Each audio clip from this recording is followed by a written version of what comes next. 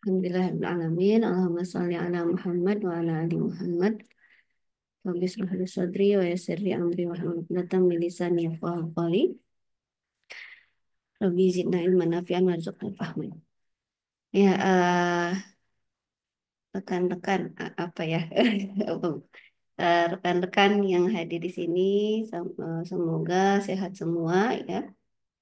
Dalam pagi hari ini di hari Sabtu 15 Maret 2025. Alhamdulillah kita bisa silaturahim ya. Salawat dan salam kita curahkan kepada junjungan kita Nabi Muhammad. Allahumma sholli ala Muhammad wa ala ali Muhammad. Dan ini saya di sini sharing ya terkait dengan perencanaan keuangan syariah keluarga. Tapi ini bukan hanya terkhusus yang sudah punya keluarga ya. Bisa juga ini menjadi ilmu bagi yang akan berkeluarga ya atau yang masih single ya. Atau yang belum menikah. Nah, nah ini perencanaan keuangan syariah biasanya ya disampaikan untuk individu, kemudian keluarga ataupun perusahaan. Nah, pada kesempatan kali ini, namun izin saya spesifik ya untuk keluarga. Nah, umum secara umum eh, dari segi ilmu psikologis ya Barat ada lima tipe pengelolaan keuangan dalam keluarga. Yang pertama ada yang dinamakan female whole wage system. Jadi ini si perempuannya ya atau istri ya atau ibu. Nah ini kalau misalnya di dalam keluarga, nah biasanya kalau laki-laki itu ya dikasih 100.000 sehari habis ya, dikasih 1 juta sehari habis juga gitu ya. Nah kalau yang seperti ini mungkin ya yang perempuannya biasanya akan langsung langsung take over gitu ya dalam pengelolaan keuangan. Jadi manajer keuangan ya secara keseluruhan. Ya. Jadi secara umum si perempuan ini yang megang semua akun ya, yang megang semua ATM ya. Kemudian yang bayar-bayar listrik, yang bayar tagihan-tagihan ya. Nah, ini yang istri ya si istri. Nah, ini kalau misalnya eh, secara apa namanya, secara keuangan ya, barangkali yang laki-laki atau si suami agak rentan ya kalau misalnya dia pegang uang. Jadi biasanya di take over sama si istri. Ya. Ini namanya female hold system. Tapi bukan berarti istrinya yang menafkahi. Maksudnya bukan berarti hanya si istri yang punya mata pencaharian. Karena kewajiban itu masih ada di tangan suami, ya yang laki-laki. Tapi suami menyerahkan semuanya kepada istri. Ya, termasuk kalau perempuannya atau istri tidak bekerja, ya itu juga ya si suami langsung menyerahkan semuanya. Jadi semua ATM-nya, semua akunnya itu dipegang oleh istri. Jadi kalau secara keuangan ternyata digadang-gadang oh si yang laki-laki ini suami eh, begini ya situasinya. Jadi dikasih 100.000 habis, dikasih 1 juta habis. Maksudnya dalam pengelolaan keuangannya masih gampang. Dan yang kedua ada tipe male hold system. Ini kebalikan, ya ini kebalikan. Istrinya yang kalau megang uang langsung habis gitu ya. Jadi si suami ya yang megang semuanya. Termasuk kalau misalnya eh, apa dalam pengelolaan ya ini dalam hal ini pengelolaan bukan kepemilikan ya pengelolaan termasuk misalnya kalau si istri punya penghasilan misalnya eh, meskipun itu haknya istri ya tapi dalam pengelolaan ingin ingin terjadi apa ya kontrol atau mengawasi ya atau dikelola keuangannya ya secara lebih terarah. Nah, maka si yang laki-laki ya si suami yang kemudian mengelola. Jadi nggak bisa pegang uang dikit ya si yang istri. Pegang uang dikit langsung shopping. Ya apalagi sekarang online ya langsung check out gitu ya istilahnya. Nah, ini Mel Horowitz system. Kemudian yang ketiga ada housekeeping allowance. Nah, housekeeping allowance ini dikasih jatah, ya dikasih jatah. Ini uang belanja dapur, nah, misalnya. Nah, kalau tagihan lainnya dia dipegang oleh suami yang laki-laki. Jadi yang perempuan misalnya ada bagian-bagian atau pengeluaran-pengeluaran tertentu yang dipegang oleh si istri, ya. Nah, ini housekeeping allowance. Nah, sementara yang lain dipegang oleh si suami, ya si laki-laki. Jadi ini jatah, jadi jatah. Ada lagi yang keempat, ya pooling system. Ya, pooling system ini eh, gabungan, ya gabungan. Jadi kedua suami istri sama-sama tahu, ya, dan sama-sama punya akses, ya, sama-sama punya akses. Eh, Bisa jadi misalnya eh, ada ada tabungan yang ini kan ada sekarang kalau tabungan kan bisa bisa untuk dua nama ya, dua nama suami istri itu bisa. Jadi misalnya ada tabungan atas nama suami dan istri, gitu. Jadi dua-duanya bisa akses. Nah, di situ kemudian dua-duanya sama-sama mempuling di situ. Jadi harta bersama. Nah, ini kalau ini kesepakatannya. Kemudian kelima independent system. Ya sama-sama masing-masing ini ya masing-masing ya ini barangkali untuk rumah tangga yang apa ya eh, yang sudah masing-masing sudah mandiri. Nah, ini yang dalam pandangan Islam seperti apa nanti kita akan bahas ya. Jadi nggak tahu ya istri nggak tahu suaminya dapat berapa ya, kemudian suami juga nggak tahu istrinya punya berapa. Ini jadi secara umum ya kalau menurut ilmu secara psikologis di Barat ada lima ya lima kategori. Nah, bagaimana dalam pandangan Islam? Ya dalam pandangan Islam kalau kita merujuk kepada Quran Surat An-Nisa 11 dan 12, maka di situ sudah terlihat ya eh, ada ada barang yang jadi milik istri dan ada barang yang menjadi milik suami. Gimana dengan istilah harta suami milik istri, harta istri milik istri sendiri, harta suami milik bersama gitu ya. Nah, itu dalam dalam hal pengelolaan ya, barangkali dalam hal pengelolaan. Tapi kalau dalam hal kepemilikan, tetap saja misalnya dalam tabungan suami ada berapa itu berarti eh, hartanya dalam kepemilikan suami, ya kepemilikan. Dalam tabungan istri ada berapa, maka harta istri, harta yang dalam tabungan istri itu milik istri. Ya.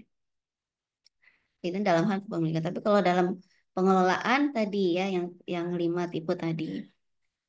Nah, jadi Allah Ta'ala membedakan antara harta suami dan harta istri. Ya, kalau kita merujuk ke tadi ya, Anisa 11 dan 12, itu terkait dengan pembagian harta waris. Karena nanti terkait dengan itu ya, eh, apa namanya, apa, distribusi ya, distribusi harta ya ketika sudah meninggal seperti apa ya. Bagaimana dengan tabungan yang atas nama suami dan istri? Itu berarti harta bersama. Nanti dibagi dua dulu. Ya, dibagi dua dulu. Dibagi dua dulu. Mana yang hak istri ya 50% misalnya 50%-nya lagi baru jadi harta waris. Nah, nafkah istri ya tetap saja ya apa suami yang menjadi yang apa kewajiban menafkah ini tetap di tangan suami. Tapi boleh saja suami menyerahkan seluruh uang penghasilannya kepada istri ya untuk dikelola. Ya tadi barangkali misalnya tipenya female whole wage system ya, si suami nggak bisa pegang uang dikit nih langsung habis gitu ya. Ya, nah ini bisa ya, tapi hitungannya tetap eh, apa namanya jadi kepemilikan suami kecuali misalnya suami langsung transfer ya tiap Setiap gaji yang transfer ke istri gitu. Bukan megang ATM ya. Jadi kalau transfer berarti kan sudah berpindah kepemilikan. Nah, kalau pegang ATM artinya pegang ATM suami, kepemilikannya tetap suami tapi dikelola oleh istri. Dan istri, kewajiban istri menjaga harta suami. Nah, ini ya, jadi manajer keuangan kalau misalnya tadi female holder system, ya tanggung jawab eh, menjaga, ya menjaga harta suami. Nah, sebagaimana dalam dalam hadis riwayat Bukhari ya. Jadi setiap wanita menjadi penanggung jawab di rumah suaminya termasuk harta ya suami. Ketika suami tidak ada, nah ini bagaimana istri bisa menjaga harta suami. Nah, apa yang dikelola? Nah, apa yang dikelola? Nah, eh, pengelolaan keuangan ya bisa didefinisikan sebagai kemampuan mengelola keuangan dengan bijaksana dan strategis. Nah, tadi karena misalnya ada kecenderungan secara psikologis ya, misalnya si istri nggak bisa pegang uang dikit langsung check out gitu ya, check out online atau langsung ke mall gitu, langsung belanja. Nah, berarti barangkali suami yang paling bisa misalnya mengelola keuangan atau sebaliknya tadi. Atau misalnya dijatah. Jadi ini kemampuan mengelola keuangan secara bijaksana dan strategis. Jadi ada keputusan-keputusan yang mencakup pemahaman, kemudian perencanaan, ya dan keputusan. Ini dalam rangka sustain ya, sustain dalam rumah tangga. Nah, nah, selain itu juga pengelolaan keuangan pribadi ini eh, untuk misalnya untuk suami transportnya berapa ya atau eh, makannya bagaimana. Nah, itu bisa dibuat anggaran ya kalau memang terbiasa dengan anggaran atau bisa juga misalnya dilihat dulu polanya nih biasanya seperti apa gitu ya. Ada yang apa namanya dijatah ya atau misalnya dijatah sehari atau sebulan atau seminggu misalnya. Nah, itu bisa juga polanya. eh, Misalnya kalau dulu saya misalnya sebelum menikah saya biasanya mingguan. Nah, kalau sekarang lebih harian ya. Nah, jadi harian melihat apa namanya pola ya setiap hari itu seperti apa. Nah, dan membedakan kebutuhan dengan keinginan. Nah, ini ya. Jadi mana yang jadi betul-betul kebutuhan dan mana yang sebenarnya itu masih keinginan. Nah, ini caranya gimana ya? Caranya kalau misalnya mau kalau online ya barangkali. Kalau online barangkali eh, masuk keranjang misalnya ya, masuk keranjang. Kalau misalnya dalam 3 kali, misalnya masih ini ada barang yang ditarget. Kalau dalam 3 kali putaran itu belum di check out ya berarti udah di delete aja gitu. Berarti itu masih keinginan bukan kebutuhan ya. Jadi kalau kebutuhan itu memang betul dibutuhkan saat itu juga. Kemudian ini juga ya menabung secara teratur. Ini perlu dalam pengelolaan keuangan. Ini contoh ya konsepnya. Yang kedua, pemahaman literasi keuangan. Nah, tingkat literasi ya di kita memang kalau yang secara umum di Indonesia ya keuangan secara umum literasi itu lebih rendah dibandingkan dengan inklusinya.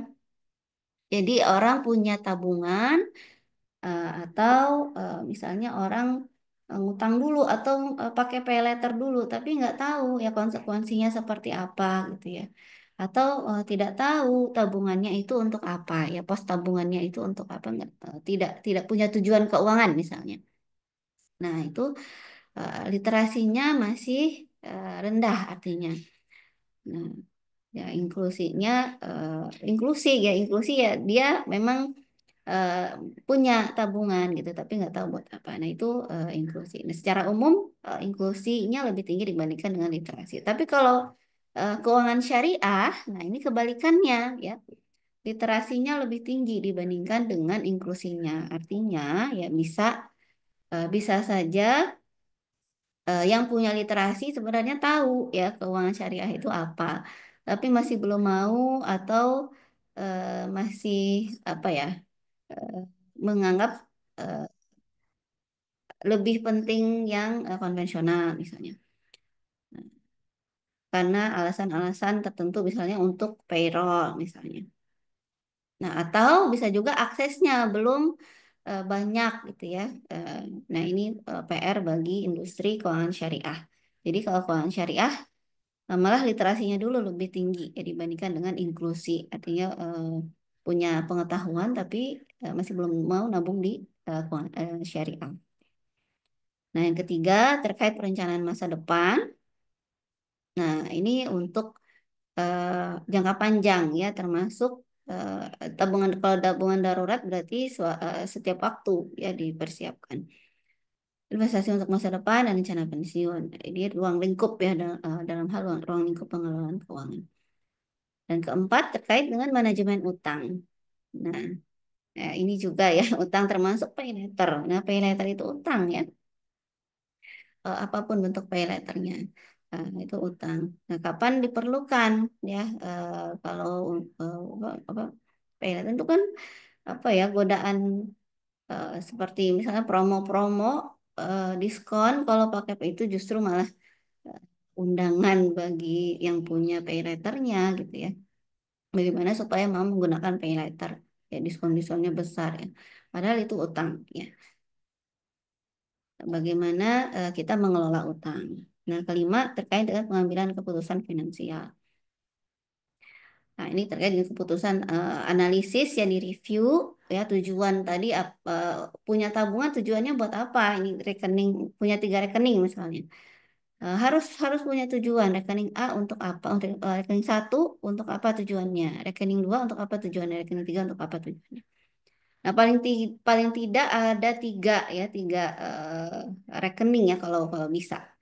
Yang pertama ini yang mudah keluar masuk ya atau masuk keluar eh, sebentar masuk udah keluar lagi. Nah, itu akun yang pertama untuk harian, untuk pengeluaran bulanan gitu ya atau ya kebutuhan-kebutuhan yang seperti biasa. Nah, akun yang kedua misalnya ada keinginan untuk apa tujuan eh, apa beli beli laptop misalnya atau beli rumah atau eh, untuk nabung sekedar DP dulu misalnya. Nah, itu bisa juga tabungan kedua ini ada tujuan tertentu. Oh, atau misalnya mau traveling, untuk traveling, misalnya, atau umroh gitu ya tabungan untuk umroh. Ini tabungan yang kedua itu ada tujuan tertentu yang tidak eh, apa namanya tidak diambil-ambil kalau belum waktunya. Kemudian yang ketiga ada akun untuk tabungan dana darurat ya. Nah ini ya tabungan yang kalau bisa sih ya tidak mudah diakses sehingga tidak tergoda untuk mengambil atau tidak tidak tergoda untuk menggunakannya. Ini tabungan darurat ya. Oke. Nah goalsnya ya kita mengelola itu tadi ya supaya bisa memiliki ini ya kecerdasan secara emosional, intelektual, spiritual, dan digital. Ini dulu pernah dibahas juga di webinar LKK Family First ya. Nah, secara kalau kecerdasan emosional dalam hal keuangan, eh, maka kita akan menimbang kita membeli suatu barang, barang ini baik atau buruk bagi kita. Ya, baik atau buruknya ini maslahat atau tidak ya. Baik bukan hanya untuk kita tapi untuk eh, tanggungan-tanggungan kita ya termasuk anak-anak atau orang tua misalnya. Kalau kita beli ini apakah baik untuk kita ya juga di sekitar kita. Jadi ada maslahah di situ. Maslahah itu untuk lingkungan sekitar. Ya empati tidak empati ya. Ya kalau kita masak ya itu kan ada hadisnya. Kalau kita masak kemudian tetangga mencium baunya ya maka kita perlu menyisihkan ya untuk tetangga. Jadi sama nih kalau di kosan ya atau ya sharing ya, sharing makanan itu juga ya. Kalau di keluarga maka tetangga kita. Toyib atau tidak toyib. Nah ini baik atau tidak baik. Kemudian kecerdasan intelektual ya dalam hal fungsi alokasi. Nah, fungsi alokasi nanti akan kita bahas ya terakhir. Ini alokasi alokasi ini sebenarnya tidak ada persentase baku ya. Ada yang 80-20, 80-20 pun itu misalnya awalnya 80 untuk konsumsi, kebutuhan, investasi dan sebagainya. Itu 80 semua dipul, 20-nya untuk Oh, sorry, 80-nya itu untuk konsumsi ya kebutuhan kita. Nah, 20-nya itu untuk investasi. Tapi bisa juga ya itu sekarang, tapi bisa juga beberapa tahun kemudian 80-20-nya jadi kebalikannya ya. Karena misalnya pendapatannya sudah mapan ya, kemudian sudah mulai bisa mengontrol eh, pengeluaran ya. Jadi 80-nya yang investasi, 20-nya yang konsumsi. Ya, kemudian kecerdasan spiritual. Nah, ini terkait dengan adanya iman atau tidak iman. Nah, termasuk dalam hal misalnya memberikan infak. Yang memberikan infak itu penelitian saya yang membuktikan bahwa memberikan infak itu bukan hanya eh, urusan punya pendapatan sedikit atau pendapatan banyak. Dan ini sesuai dengan Quran Surah Ali Imran ya 133 134 ya. Nah, tapi eh, terkait juga dengan religiosity, ya religiosity sangat erat terkait. Jadi signifikan yang religiosity, sementara pendapatan itu tidak. signifikan. Ya, ini iman ada iman atau tidak iman?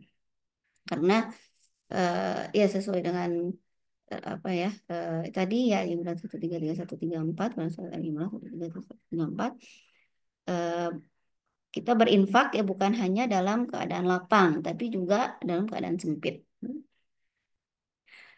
Ini juga benar atau salah, ya aman syar'i dan aman regulasi eh, atau tidak aman. Nah, ini juga perlu kita pertimbangkan. Eh, Dan terakhir kecerdasan digital ya. Perlu di cross check ya tabayun ini valid atau hoax ya. Tools ini efektif atau tidak efektif. Nah, kita sekarang banyak ya AI yang membantu kita ya. Atau misalnya malah ternyata ada yang lebih efektif lagi gitu ya. Itu bisa juga. Ini ada chat ya. Oke. Nah, goalsnya lagi tadi secara khusus ya goalsnya lagi adalah masalah oriented economic plan. Jadi ada 4 tipologi ya kalau secara ekonomi ya secara mikroekonomi syariah. Jadi ada 4 tipologi eh, baik individu ya maupun rumah tangga. Nah, tipe pertama ini masalah oriented economic man.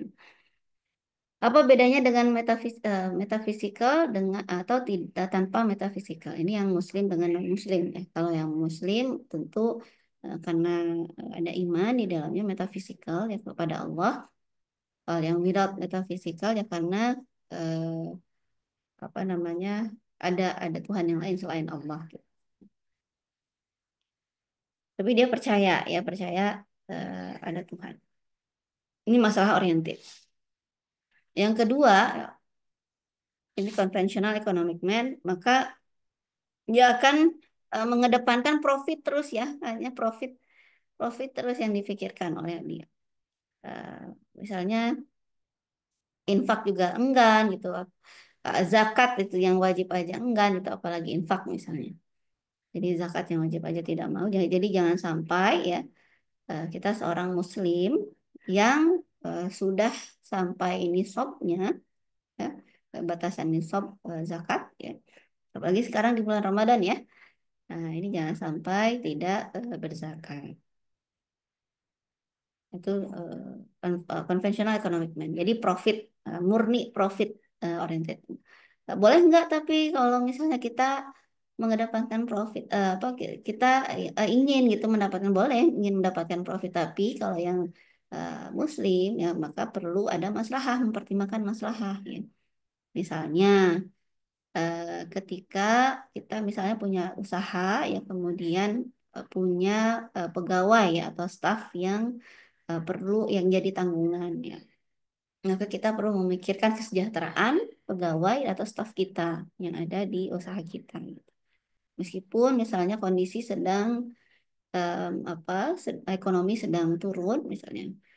Bahkan perlu menjual aset sampai menjual aset pun harus gitu ya itu masalah. Jadi ada tanggungan ya ada lingkungan sekitar yang membutuhkan kita. Kemudian yang tipe ketiga ascetic economic man. Nah kalau yang ascetic ini eh, terlalu berorientasi akhirat tapi dunianya dilupakan. Nah ini juga tidak baik ya.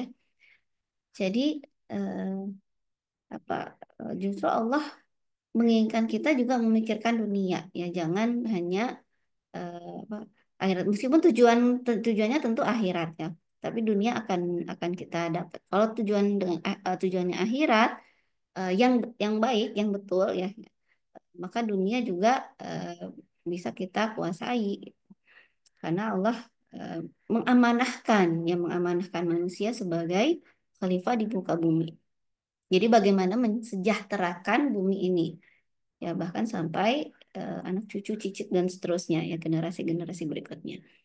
Jadi kalau ascetic economic man ini terlalu memikirkan akhirat tanpa memikirkan dunia. Jadi terlalu apa ya ini zuhud tapi zuhudnya yang terlalu ini berlebihan. Nah ini apathetic economic man ya keempat tipe keempat apathetic economic man ini malah apa ya nggak memikirkan dunia nggak memikirkan akhirat udahlah apa namanya males gitu ya Eh, udah males ngapa-ngapain gitu. Mager nah ini istilah sekarang ya mager nggak mau ngapa-ngapain gitu ya nah ini mager bukan sifatnya seorang muslim ya Eh, kita kan untuk optimis ya bahwa hari besok harus lebih baik dari hari ini gitu ya. Jadi apathetic economic man ini orangnya sangat mager. Nah, tapi sebagai orang barangkali ya kalau kita mendeteksi ada seseorang yang cenderung seperti itu, maka kita temani, kita harus beri semangat, kita beri dorongan ya, supaya dia jangan sendirian ya. Kalau sendirian eh, bahaya ya secara psikologis ya. Maka kita perlu menemani dan menyemangati ya. Kalau kita misalnya mendeteksi ada orang yang seperti itu, jangan dibiarkan. Nah, dalam manajemen keuangan syariah, manajemen finansial Islam, ya, ini ada empat eh, apa ya? Tadi kalau ruang lingkup pengelolaan keuangan ya itu ada lima ya. Maka ini lebih ke supaya ini struktur ya struktur. Nah, struktur. Ada wealth creation, ya wealth creation ini bagaimana kita mendapatkan atau meng-create ya harta. Yang kedua, wealth generation. Nah, ini yang membedakan dengan yang konvensional. Kalau konvensional itu accumulation. Accumulation itu mengakumulasi, menumpuk, ya menumpuk atau ikhtikar. Jadi menumpuk itu nggak boleh. Terus gimana kalau di tabungan? Nah, kalau di tabungan, kalau di tabungan atau di lembaga keuangan, uang kita itu akan diputar. Ya, makanya salah satu fungsi dari bank itu kan intermediasi ya antara yang memang eh, apa dananya ada ya kalau di syariah itu yang punya modal ya dengan yang pengusaha yang mengelola uangnya. Nah, itu intermediasi. Jadi menyambungkan pihak yang punya modal dengan pengusaha itu yang punya skill untuk apa berwirausaha. Nah, itu pasti akan diputarkan kalau di lembaga keuangan yang resmi ya, tidak hanya misalnya disimpan di brankas di rumah.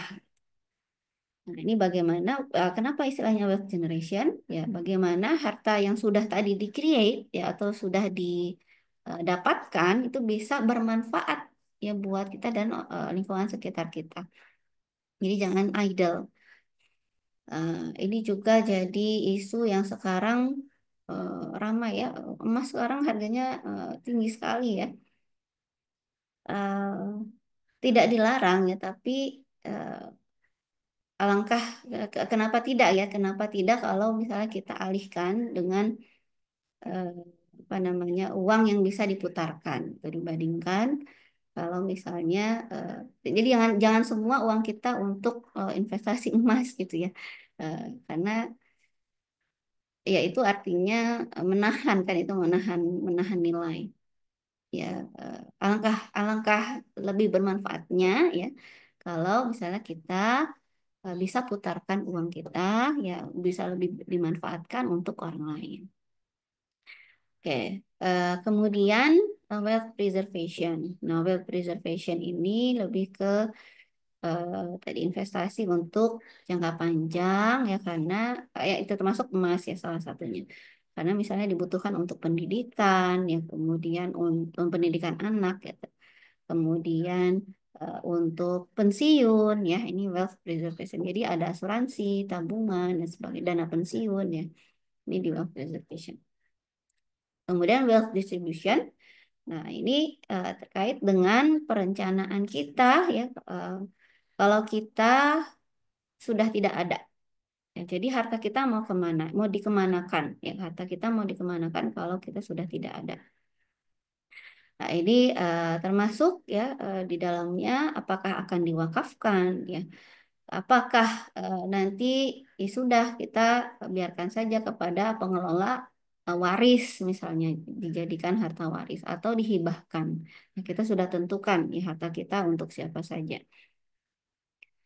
Nah, itu wealth distribution. Dan ada juga wealth purification. Nah, ini juga yang membedakan dengan yang konvensional. Ya, wealth purification terkait dengan zakat, ya, ziswaf, ya, zakat. Jadi harta kita perlu dibersihkan, dicuci, ya, perlu dicuci. Tapi bukan berarti eh, harta yang dicuci itu sumbernya apa sumber kotor bisa dicuci gitu. Jadi justru malah menyucikan harta itu justru dari sumbernya ya. Jadi definisi menyucikan harta itu bukan sumbernya kotor tapi kemudian dicuci ya, melainkan sumbernya sudah bersih gitu, sumbernya sudah suci, baru boleh dizakatkan.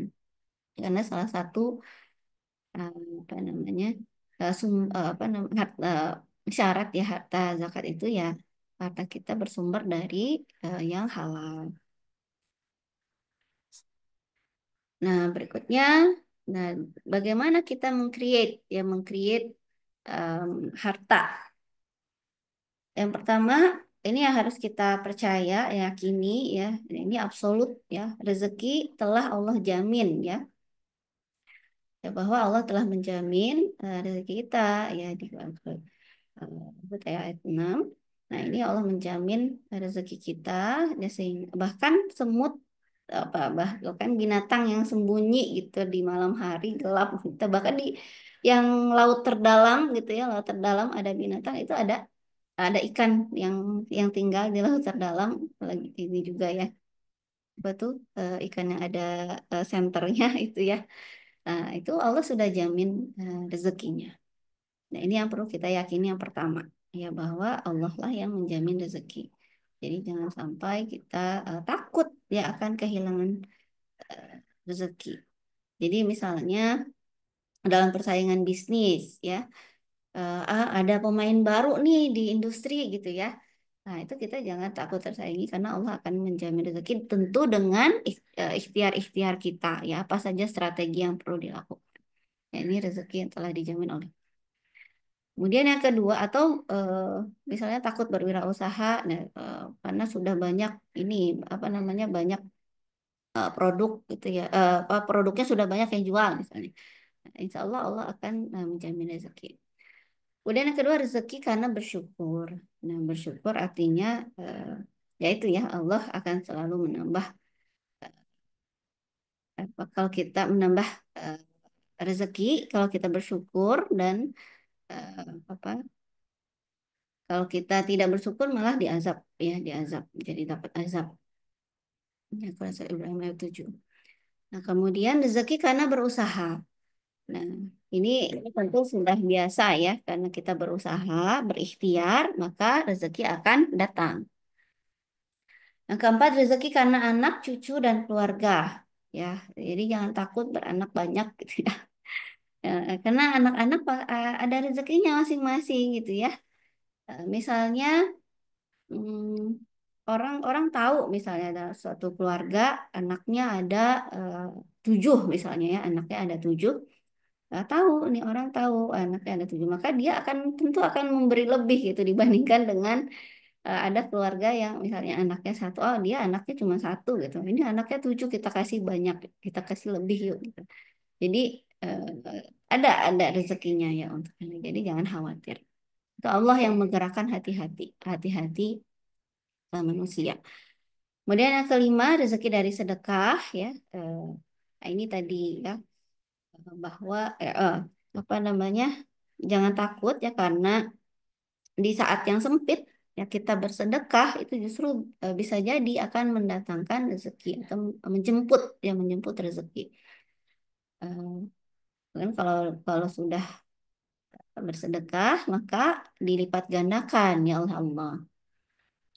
Nah, rezeki karena menikah. Nah, ini ya bagi yang singlelillah ya single. Ini eh, apa nama, diupayakan ya, diupayakan menikah itu upaya juga ya, upaya atau usaha juga. Eh, dan ini akan insya Allah menjadi salah satu ya pintu rezeki. Nah, yang ketujuh, rezeki karena istighfar. Nah, di terutama ini ya di bulan Ramadan ini Allah ini ya memberi bonus yang banyak ini ya. Jadi kita jangan lupa ya untuk istighfar dan insya Allah akan mendatangkan rezeki. Dan terakhir, rezeki yang tidak diduga. Ini di surat At-Talaq ayat 3 ya. Qurannya Quran surat At-Talaq ya, tapi ini memang tentang dari apa rezeki yang min haitsu la yahtasib, jadi dari yang mana-mana gitu, pintu yang dari sumber yang tidak diduga. Nah, tahu-tahu misalnya tetangga ngasih makanan gitu ya. Tahu-tahu misalnya anak kita eh, apa ngasih makanan gitu ya. Orang tua ngasih makanan gitu ya. Ini rezeki yang tidak diduga tanpa diminta. Oke. Nah, tadi yang creation. Nah, kalau yang generation, allocation, distribution, purification ini perlu mempertimbangkan ya, ada 4 hal ya CDIC. Ini konsep CDIC.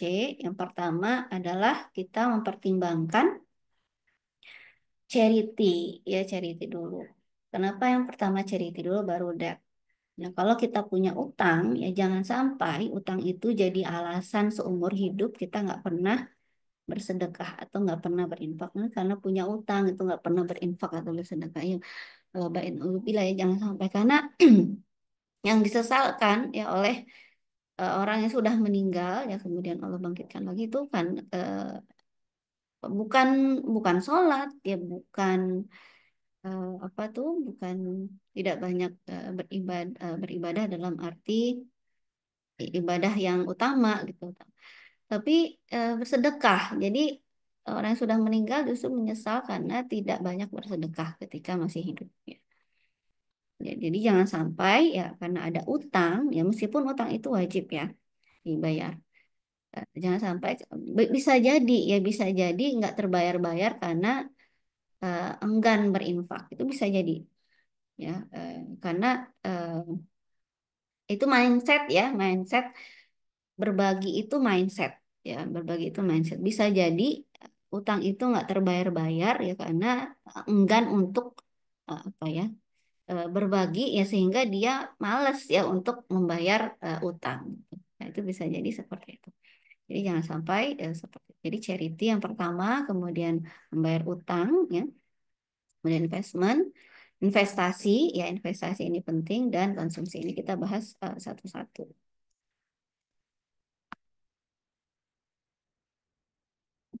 Oke. Nah charity ini secara umum ada istilah sedekah, kemudian ada istilah infak, ada istilah wakaf ya. Nah, bedanya apa sih ya? Bedanya apa? Nah, yang pertama infak. Nah, infak ini bentuknya hanya material, ya hanya material. ya uang, barang ya secara material, termasuk makanan. Ya tadi makanan mulu ya. Apa tetangga gitu ngasih makanan atau berbuka itu material. Nah, atau sahur ya itu material. Ya uang dan barang. Nah, infak bukan hanya ternyata ya bukan hanya bisa di-refer untuk tujuan yang fisabilillah apa namanya untuk di jalan Allah. Tapi ternyata istilah infak ini juga dipakai untuk fisabilis syaitan ya untuk jalan yang mengikuti setan ya. Jadi itu infak juga ya kalau misalnya ya, ada yang berinfak ya untuk menzolimi umat muslim ya. Ada yang berinfak untuk memecah belah. Nah, itu infak fisabilis syaitan. Istilahnya infak juga. Dan sifatnya sunnah, ya pemanfaatannya bebas selama untuk kemaslahatan. Nah, kemudian sedekah, ya, sedekah ini seperti apa ya? Sedekah bisa bentuknya material, bisa bentuknya non material. Nah, non material ini contohnya apa yang paling sering kita temukan ya? Tersenyum. Senyum adalah sedekah. Senyum, kemudian beberes, itu beberes juga sedekah itu ya. Kemudian buang sampah pada tempatnya itu juga sedekah karena kalau tidak dibuang pada tempatnya ya itu bisa bisa menzolimi orang. Jadi jangan sampai meremehkan misalnya apa bungkus permen ya bekas bungkus permen. Jangan sampai meremehkan satu bungkus bekas bungkus permen. Bisa jadi itu yang menyebabkan kebanjiran misalnya. Bisa jadi itu yang menyebabkan penyumbatan di selokan ya. Jadi jangan sampai kita meremehkan hanya misalnya satu bungkus permen gitu dibuang sembarangan. Nah, itu termasuk buang sampah pada tempatnya itu sedekah, insya Allah.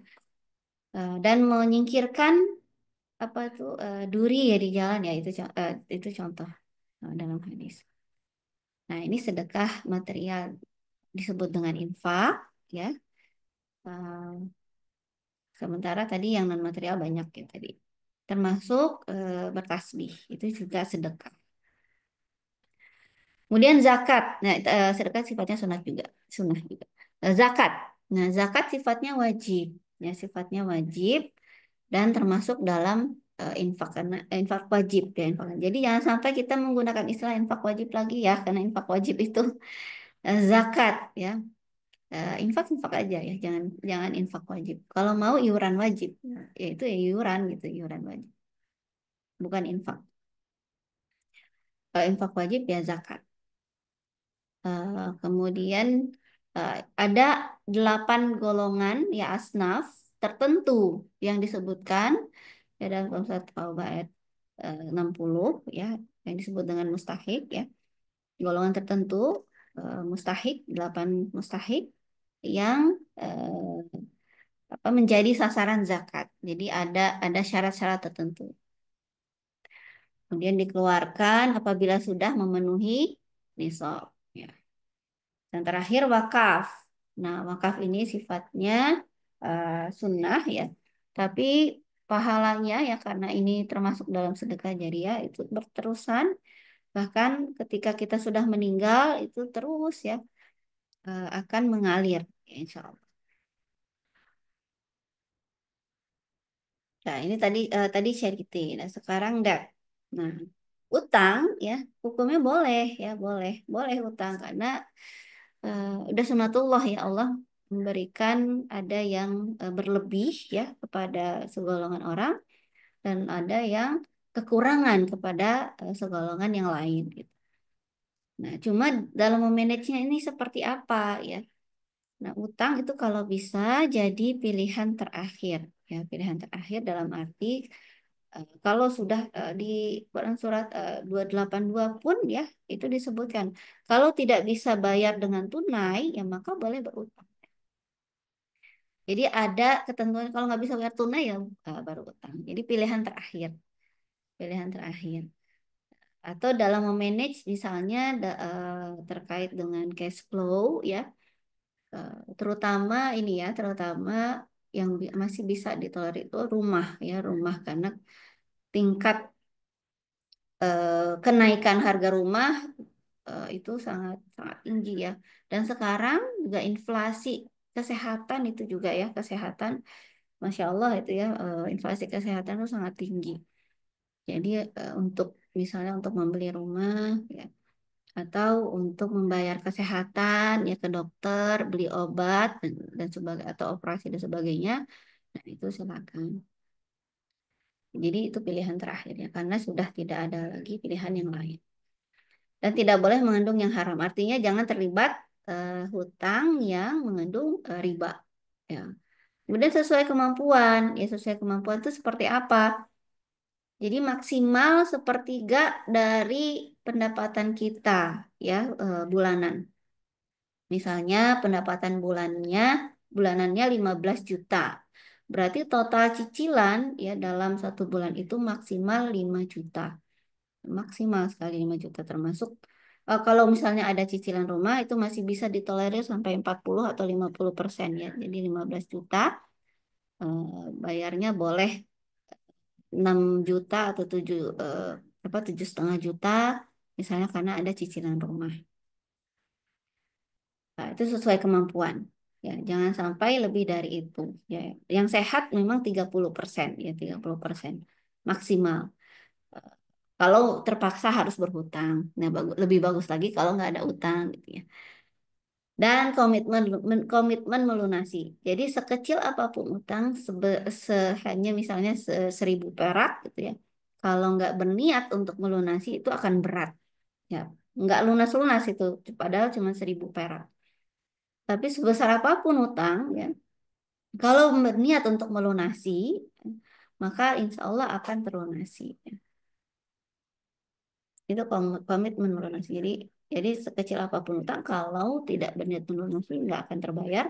Tapi kalau seberapapun nih utang, kalau berniat melunasi maka akan terbayar insya Allah. Nah investment ya, eh, investment ini bisa di tiga sektor ya, sektor finansial, sektor real, dan sektor sosial. Nah di sektor finansial ada eh, instrumen saham, kemudian ada instrumen sukuk ya sukuk retail, ada instrumen deposito, ada instrumen tabungan ya, ya itu pasar uang. Nah kalau di sektor real tentu usaha ya usaha. Memang tidak ada yang mengalahkan eh, apa namanya pendapatan ya sebesar kalau kita misal langsung ke sektor real. Itu sektor real memang paling besar.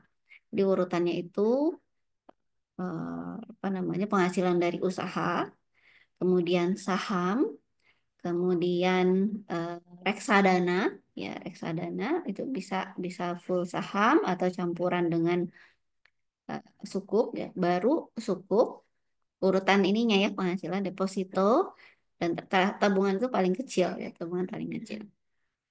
Nah, bagaimana dengan dana darurat? Ya, dana darurat itu bukan investasi. Dana darurat itu diniatkan ya untuk kalau keadaan darurat kita bisa eh, menggunakannya.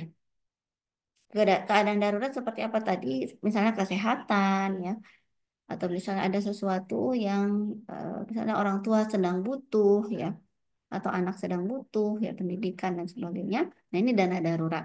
Besarnya ya besarnya kalau dalam rumah tangga berarti 12 kali pengeluaran ya bukan pendapatan tapi pengeluaran bulanan ya pengeluaran. Tadi misalnya pendapatannya 15 juta tapi pengeluarannya 10 juta misalnya. Berarti kalau 12 kalinya 120 juta ya 120 dana daruratnya 120 juta itu available bisa mudah diakses ya bisa mudah ditarik ya itu di dana darurat. Ada dana pendidikan. Nah dana pendidikan ini bentuknya bisa tabungan ya ada tabungan pendidikan bisa asuransi pendidikan tergantung tujuannya. Kata orang asuransi pendidikan nggak menguntungkan. Tergantung tujuan. Jadi ke asuransi pendidikan apa menguntungkannya? Kalau misalnya orang tuanya eh, sewaktu-waktu kan kita nggak tahu ya usia kita sampai berapa ya. Sewaktu-waktu dipanggil ya maka asuransi berperan ya, asuransi pendidikan itu bisa mengcover eh, kalau sewaktu-waktu orang tua terjadi sesuatu kepada di orang tua. Kalau tabungan kan apa adanya yang kita tabung misalnya 12 misalnya dalam 12 tahun gitu maka ya tabungannya selama 12 tahun. Tapi kalau asuransi misalnya baru 3 tahun nih, baru 3 tahun kita kontribusi dari asuransi maka insya Allah dengan tabaru dengan saling tolong menolong di sistem asuransi maka anak kita insya Allah akan tercover hingga selesai. Nah itu bedanya. Kemudian dana pensiun ya, dana pensiun ini untuk berjaga-jaga ya ketika kita akan pensiun. Nah ini untuk ya supaya mandiri aja gitu ya, jangan tergantung untuk apa, jangan tergantung kepada anak. Jadi masih bisa membiayai diri sendiri ya.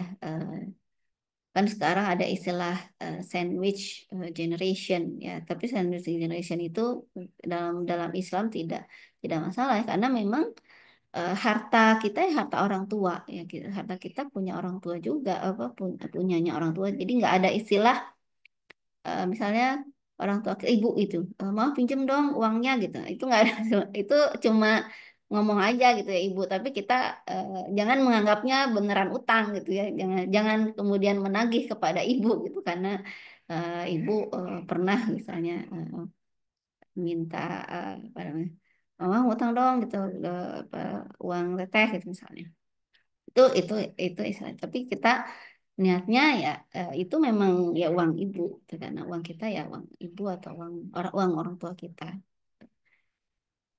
ya, jadi jangan sampai kalau kita sebagai orang tua ya, kita sebagai orang tua kita niatkan bagaimana supaya di masa yang sudah tidak produktif masih bisa membiayai diri sendiri, jadi tidak bergantung kepada anak. Nah ini tujuannya investasi. Nah, manfaatnya manfaat personal, manfaat keluarga, dan manfaat lingkungannya. Tadi personal ya, untuk tadi misalnya dana pensiun, itu secara personal kita bisa membiayai sendiri ya. Manfaat keluarga kita nggak merepotkan anak. Misalnya. Nah, manfaat lingkungan ya kita masih bisa misalnya kalau misalnya ada tanggungan misalnya itu masih bisa kita memberikan untuk lingkungan. Nah, consumption ini terakhir memang ya. eh, Memang tergantung tergantung apa namanya. eh, nah, ini jangan sampai consumptionnya ini ter, tergerus karena gaya hidup. Maksudnya tergerus karena gaya hidup gitu. Karena apalagi sekarang ya exposure media sosial ya.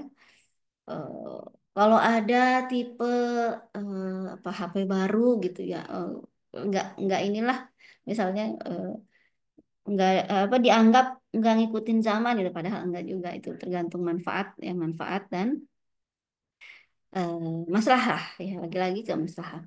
Nah, consumption ini di Quran surat Toha ayat 117 sampai 119 yang sudah disampaikan ya, kebutuhan primer ya kita ya, makan, minum, tempat tinggal ya, termasuk pakaian. Nah, terus apa rambutnya itu tidak berlebih-lebihan. Ya, artinya kalau kita masih masih bisa menyimpan makanan di kulkas, nah artinya kita nah kita harus bisa mengukur gitu. Kalau kita masih bisa menyimpan makanan di kulkas, oh ini ternyata berlebih ya gitu. Berarti kita perlu mengukur bagaimana supaya tidak berlebih gitu. Misalnya bisa juga misalnya dibagikan ke tetangga ya, atau ketika masak tidak banyak-banyak gitu, atau ketika misalnya beli gitu yang apa namanya secara online, belanja online yang tidak berlebihan. Jadi kita bisa mengukur ya. Ini tidak tabzir israf. Oke. Nah, ini terakhir ya. eh jadi ada 4 hal pos yang utama kebutuhan harian untuk pengeluaran ya, pengeluaran kebutuhan harian, kemudian lifestyle, misalnya ada pakaian, Nah, itu termasuk juga tadi yang tabungan akun kedua kan, tabungan akun pertama ini untuk kebutuhan harian. Jadi mudah masuk, mudah keluar juga. Dan yang kedua bisa juga misalnya untuk Lebaran gitu ya. Eh, ada juga misalnya yang beli pakaian setahun sekali ya karena mumpung Lebaran gitu misalnya. Nggak mesti juga sih, tapi biasanya, biasanya. Nah itu bisa juga itu tabungan yang lifestyle yang kedua. Untuk iktikaf, nah untuk iktikaf juga kan ada dana. Ada beberapa masjid yang memang masih butuh apa namanya untuk menarik dana untuk menampung iktikaf. Tapi ada juga masjid-masjid yang memang sudah ada dana awalnya dan menggratiskan gitu ya. Kemudian lifestyle charity juga ini ya, charity. Jadi termasuk di bulan Ramadan kan banyak kita mengadakan bukber ya, bukan berarti kita ngumpul reuni gitu, tapi kita yang mengadakan bukber itu juga charity. Jadi kita hostnya misalnya. Selama Ramadan kita targetkan berapa kali host misalnya. Atau kita targetkan eh, apa menyumbang berapa atau bingkisan berapa ya kepada kerabat misalnya. Ini charity. Dan termasuk zakat di bulan Ramadan. Ya, ini di bulan Ramadan lah yang ini yang paling eh, tujuan yang utama. Kemudian investasi, investasi di usaha, deposito, reksadana, asuransi jaga-jaga, dan investasi umat ya wakaf. Oke, nah porsinya nih tadi saya berikan contoh 80-20. 80-20 bisa jadi ya saat ini misalnya karena masih awal rumah tangga, baru baru merintis ya rumah tangga, jadi 80%-nya konsumsi, 20%-nya investasi. Tapi sewaktu-waktu ya ada titik tertentu yang barangkali akan mencapai ya 80%-nya itu investasi, konsumsinya 20%. Ini satu banding satu ya artinya kebutuhan harian satu ya sepertiganya, eh, lifestyle-nya sepertiganya dan untuk investasi umat atau ini ya investasi umat ya sedekahnya sepertiganya. Kemudian 50-40-10 ya. Lagi-lagi ini juga dalam perspektif ya bisa jadi sekarang 50 ini untuk kebutuhan harian, yang 40% untuk investasi, 10% untuk investasi umat atau sewaktu-waktu ada titik ya eh, di mana bisa misalnya 50%-nya justru investasi umat dan 10%-nya kebutuhan harian.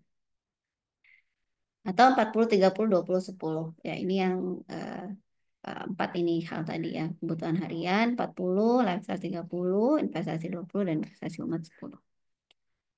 Baik, itu saja ya barangkali. Allah alam bisawab. Terima kasih. Dikembalikan. Jazakillah khairan kasiron kepada Bu Laili yang telah menyampaikan materi terkait Islamic Economic Session ya, yang Masya Allah sangat insightful sekali. Semoga bisa memberikan manfaat kepada kita semua. Amin ya rabbal alamin.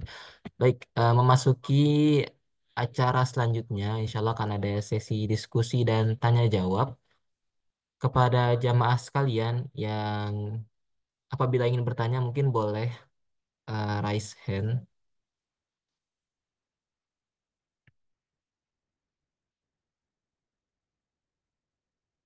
Kepada Pak Arfan dipersilahkan untuk bertanya.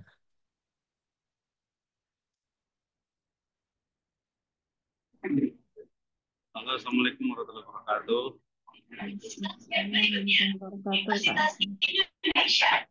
Uh, Bu Ustazah ini terima kasih sudah memberikan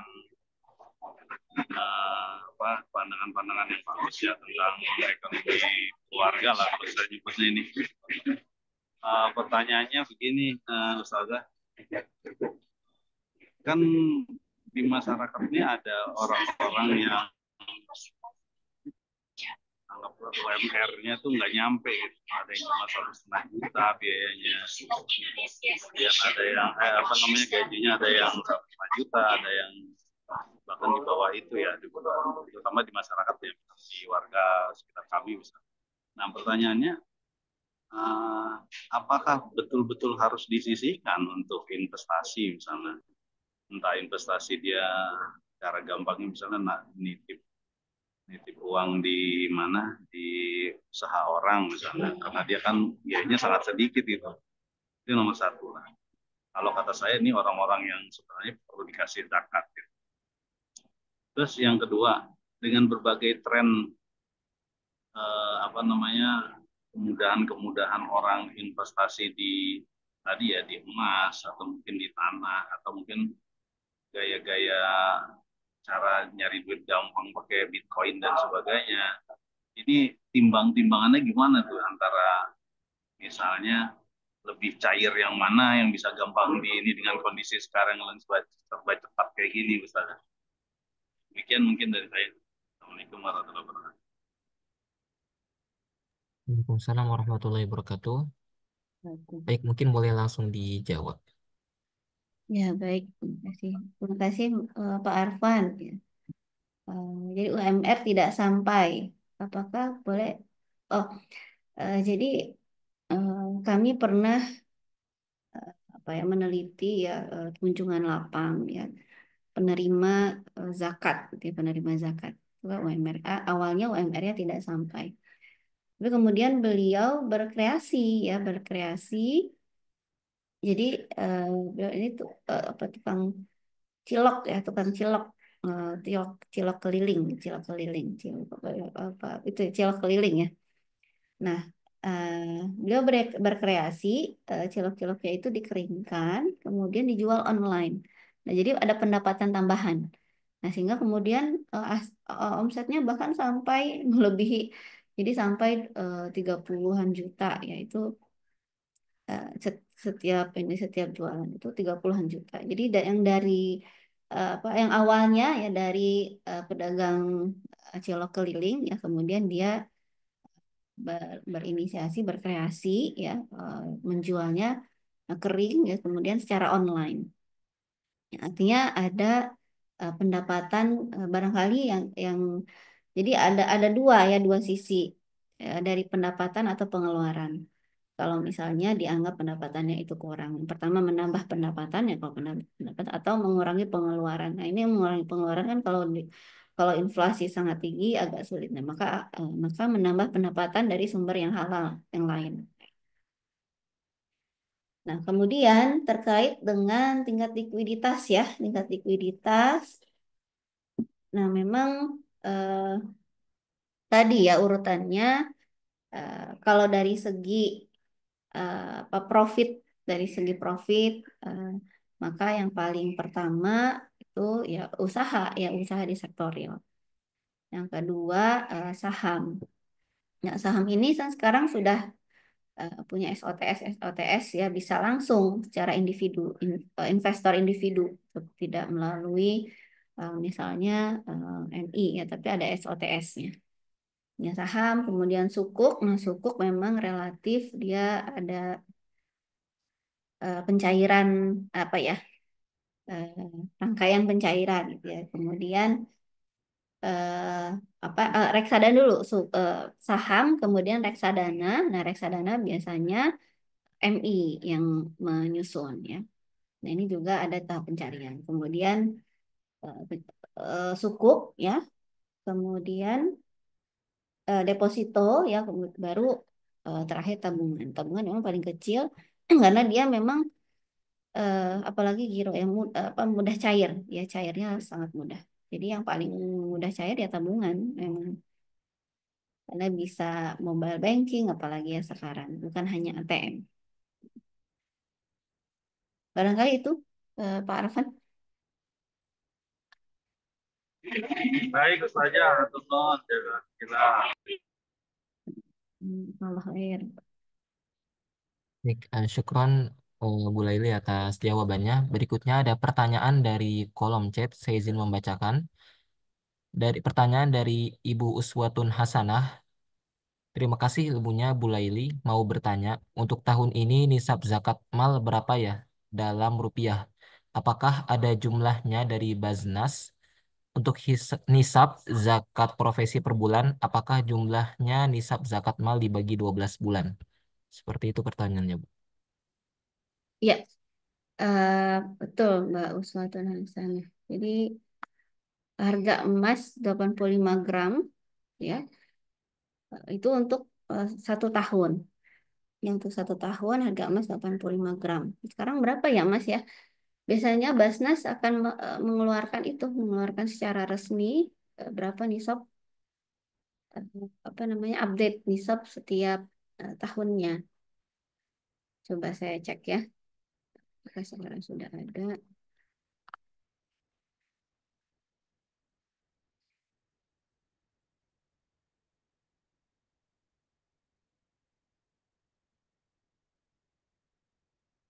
Nah, ini sekitar 7 juta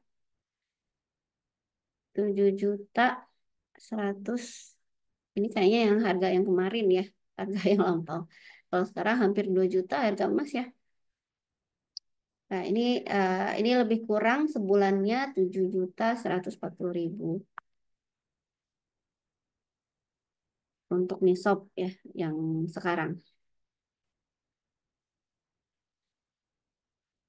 Maksudnya ini karena merujuk ke harga emas yang kemarin yang lebih stabil. Kalau yang sekarang kan mendekati 2 juta ya harga emas. Nah, ini kan belum stabil. Jadi ini harga emas yang kemarin yang relatif stabil, yaitu 7 juta. Nah, 140.000, betul.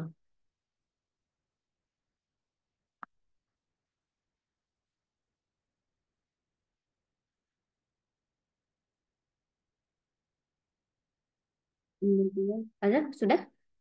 Mustahil? Ya, baik, Bu. Syukron, Bu, atas jawabannya. Berikutnya ada pertanyaan dari Bu Rinda. Terkait hutang, di samping kita berusaha mencicil untuk melunasinya, apakah masuk akal jika kita mendaftar asuransi jiwa yang apabila tertanggung wafat, dana klaim asuransi akan digunakan untuk melunasi utang? Bagaimana terkait utang, di samping kita berusaha mencicil untuk melunasinya, apakah masuk akal jika kita mendaftar asuransi jiwa yang apabila dan klaim asuransi akan digunakan? Oh, atau ini jadi mendoakan yang bersangkutan wafat atau ya. Jadi apa ya?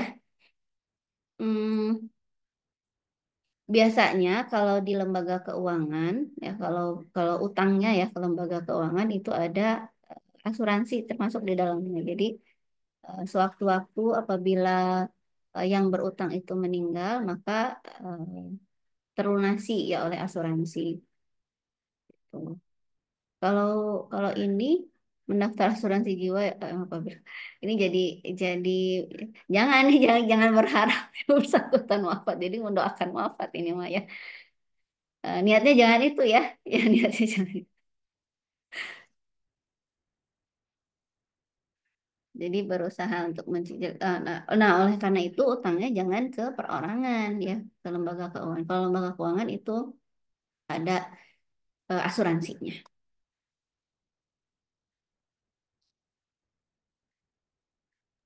Baik, syukron atas jawabannya. Baik, berikutnya ada pertanyaan tadi ya dari Bu Sri Mulatsi.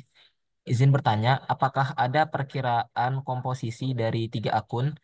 Berapa persen pemasukan gaji untuk akun satu, dana keluar masuk, akun dua, dana darurat, dan akun tiga? Ya, Ibu Sri, terima kasih Bu pertanyaannya. Tadi sudah disampaikan ya di terakhir, di slide terakhir. Memang saya sengaja di slide terakhir ya, karena itu untuk merangkum semua.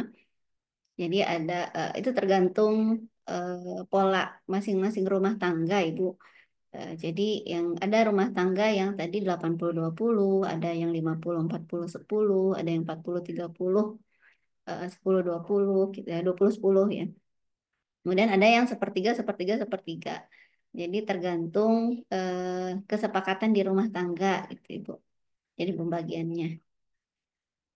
Ya, terima kasih Teh Leli, ini ilmu baru ini ya. Karena meskipun saya sudah sekian tahun berumah tangga, belum pernah menerapkan ilmu ini gitu. Dan mulai sekarang insya Allah diterapkan tadi. Tadi saya bertanya pas awal-awal memang sebelum dijelaskan. Baik, terima kasih. Atau mungkin gini yang terkait dengan komposisi tadi untuk alokasi zakat, misalnya untuk investasi gitu, apakah ada rumus? Karena pernah saya dengar ada rumusnya itu 1, 2, 3, 4.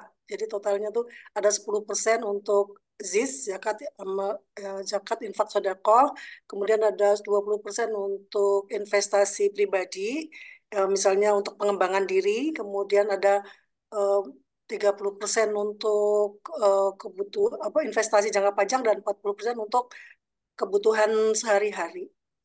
Iya, Itu apakah itu valid gitu atau ada ilmu baru gitu? iya Makasih. betul Ibu. Betul. Jadi memang ini Bu, jadi ada 4 komponen. Ya, ada kebutuhan harian, lifestyle, investasi, dan investasi umat. Ya, investasi umat ini maksudnya termasuk Ziswaf ya. Ada yang 80-20, 80-20 itu biasanya 80-nya kebutuhan harian plus lifestyle plus investasi umat, yang 20-nya investasi. Ada yang sepertiga, sepertiga, sepertiga, ini 1 banding 1 banding 1. Nah, ini yang sepertiganya kebutuhan harian, eh, apa plus lifestyle ya, kemudian sepertiganya investasi, sepertiganya investasi umat atau ziswa. Ada yang 50-40-10. Nah, ini yang 50 kebutuhan harian misalnya plus lifestyle, nah 40 ini investasi, yang 10 investasi umat. Ada yang 40-30-20-10. Ya, ini yang empat-empatnya kebutuhan harian 40, lifestyle misalnya 30, investasi 20 atau sebaliknya, dan investasi umatnya 10. Memang eh, biasanya seperti ini, tapi bisa juga karena apa namanya Ziswaf misalnya dijadikan lifestyle, maka dia terupgrade ya Ziswafnya. Nah, tidak hanya jadi 10 saja, 10% saja, bisa terupgrade, bahkan bisa sampai 20% atau 30%.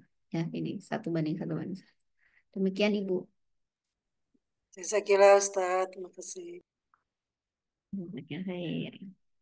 Baik, berikutnya ada pertanyaan dari Bu Yudi. Mungkin boleh langsung ditanyakan. Terima kasih. Assalamualaikum warahmatullahi wabarakatuh. Mbak Leili, izin bertanya terkait dengan apa bagi hasil Bu Leili. Bagi hasil. Jadi saya membaca flyer terkait zakat untuk deposito dan sukuk. Kalau tabungan kan 2,5% ya, dihitung seperti kalau menyimpan emas ya, Bu Leili ya.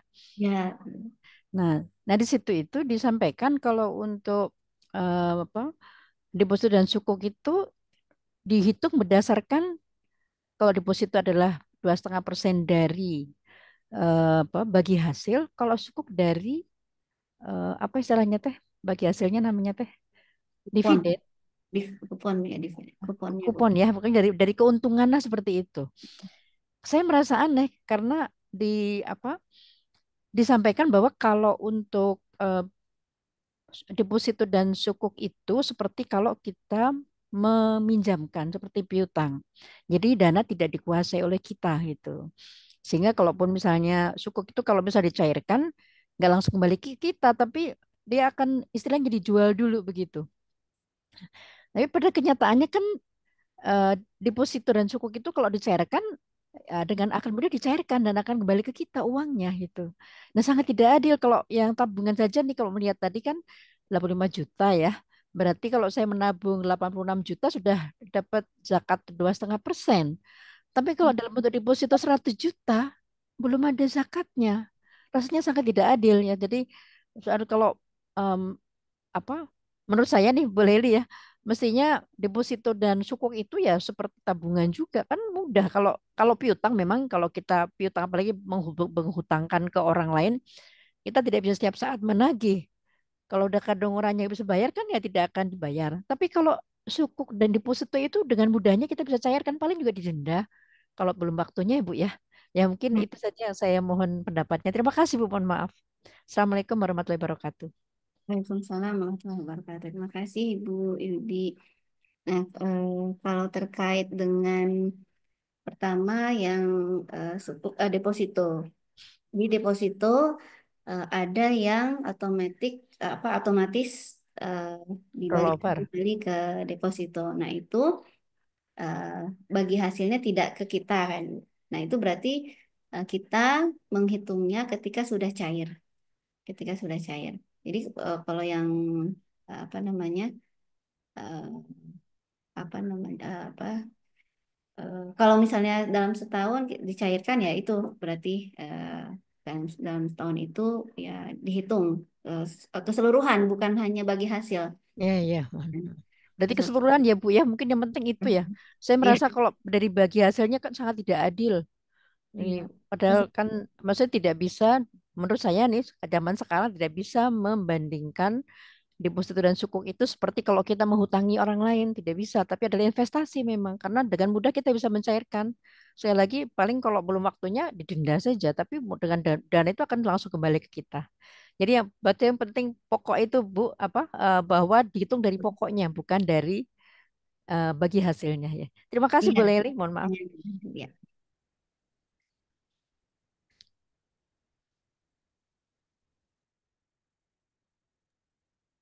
Baik, kalau jazakillah khair pada boleh atas jawabannya.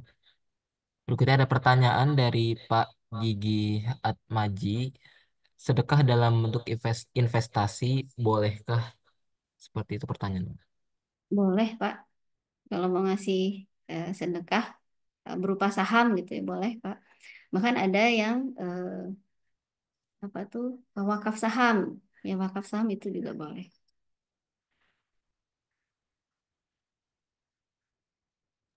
Terima kasih, Bu. Hmm.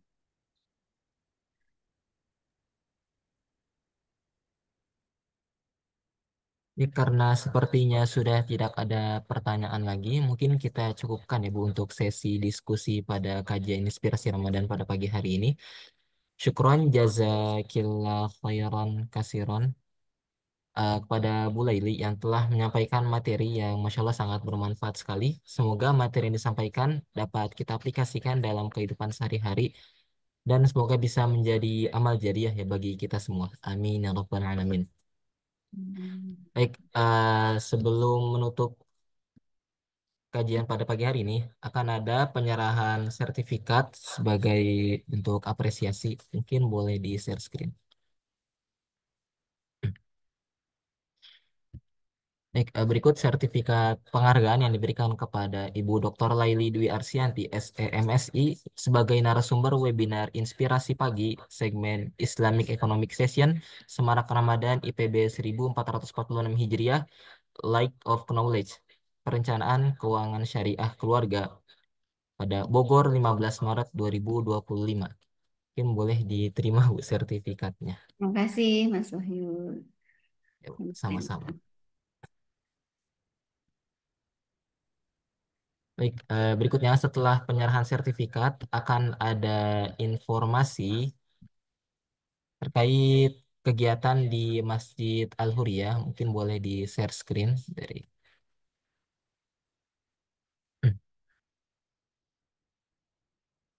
Ya, baik, insya Allah di esok hari pagi, hari Ahad 16 Maret 2025 akan ada kajian juga, kajian inspirasi Ramadan dengan narasumber Pak Alif atau Ilah.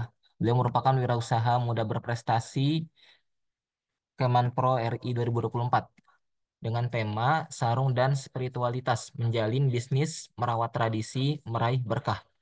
Insya Allah akan dilaksanakan pada pukul 5:45 sampai 7:15 seperti pada pagi hari ini juga. Mungkin informasi berikutnya boleh di share screen lagi. Ya. Masjid Al-Huriyah mengadakan program makan berbuka gratis dan makan sahur gratis.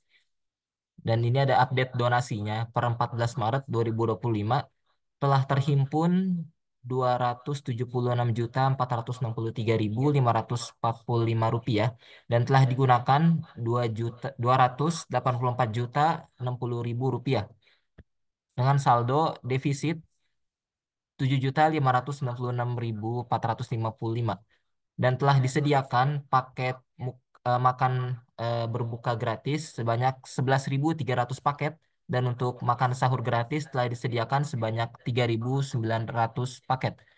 Bagi jamaah sekalian yang ingin ikut berdonasi, silahkan berdonasi pada rekening berikut untuk di Bank Syariah Indonesia dan di BNI juga, atau mungkin bisa langsung di infak yang telah disediakan di sini di Kris.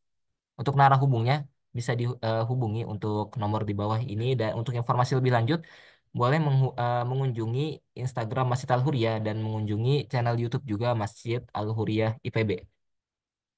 Baik, demikian informasi yang dapat kami sampaikan. Sekali lagi kami ucapkan syukron jazakumullah khairan kasiron pada Bu Laili khususnya dan kepada jamaah sekalian yang telah menyempatkan waktunya untuk hadir pada kajian inspirasi Ramadan pada pagi hari ini. Semoga ilmu yang didapatkan bisa bermanfaat bagi kita semua dan bagi lingkungan sekitar kita, dan semoga bisa menjadi amal jariah bagi kita semua. Amin ya rabbal alamin. Saya Wahyu Hidayat selaku Master of Ceremony pada kajian Inspirasi Ramadan pada pagi hari ini. Memohon maaf apabila terdapat kesalahan dalam perkataan maupun perbuatan. Kita cukupkan dengan sama-sama mengucapkan hamdalah, alhamdulillahirabbil alamin, dan disempurnakan dengan doa kafaratul majlis. Subhanakallahumma wa bihamdika asyhadu an la ilaha illa anta astaghfiruka wa atubu ilaik. Wassalamualaikum warahmatullahi wabarakatuh.